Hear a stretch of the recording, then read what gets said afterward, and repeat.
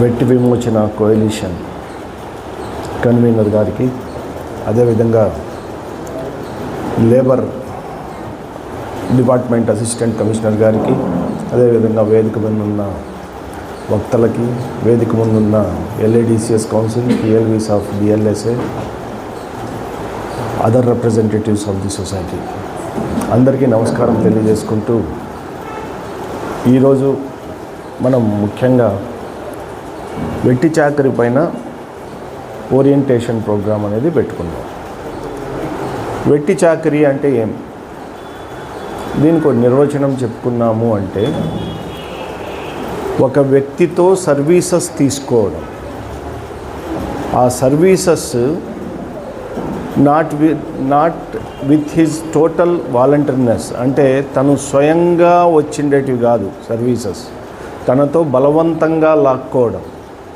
ఏ విధంగా లాక్కుంటామంటే, ఒక అప్పు ద్వారా ఆ వ్యక్తికి కానీ, ఆ వ్యక్తి తల్లిదండ్రులకు కానీ, తాత ముత్తాతలకు కానీ ఇచ్చిండే అప్పుకి మనం పని చేయించుకోవడం. ఏ పని అంటే అది వ్యవసాయం కావచ్చు, కూలి పని కావచ్చు, ఇంట్లో డొమెస్టిక్ వర్క్ కావచ్చు, ఏదైనా సరే అదొక రకమైన వర్క్. రెండో వర్క్, ఇది బలవంతంగా రెండో work conventional method or otherwise. మనకు తెలుసు, సాంప్రదాయబద్ధంగా ఊరికొకరు వెట్టి ఉంటారు, ఊరి ప్రజలే పెట్టేసింటారు వెట్టిగా, ఆడికి వేరే హక్కు ఉండదు.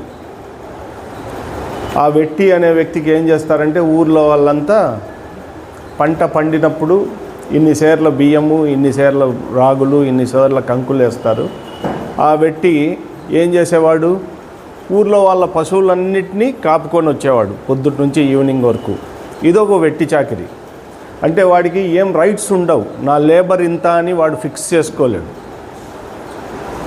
నేను ఈ సమయం నుంచి ఈ సమయం వరకే పని చేయగలను అని కూడా చెప్పుకోలేడు. వాడికి సెలవులు ఉండవు, వాడికి వెల్ఫేరు ఉండదు, వాడికి ట్రీట్మెంట్ ఉండదు, మెడికల్ ఎయిడ్ ఉండదు. కానీ వాడి లైఫ్ చూసుకుంటే కనుక, ఈ వెట్టి పని చేసే వాడి కానీ, ఆమె కానీ, అతడు కానీ, ఆమె కానీ ఎట్లుంటుంది అంటే, మనం పల్లెల్లో చూసినప్పుడు, అంటే మా చిన్నప్పుడు మేము కూడా చూసాం. ఇప్పుడు ఎరాడికేట్ అయ్యింది అంటున్నారు, కానీ ఎరాడికేషన్ అయితే జరగలేదు, జస్ట్ కలర్ మారింది. కలర్ మార్పు కూడా మనం చర్చించుకుందాం. సాధారణంగా పల్లెల్లో ఇదే జరుగుతుంది. పశువులన్నింటినీ వెట్టి అనే అతను తీసుకుపోతాడు.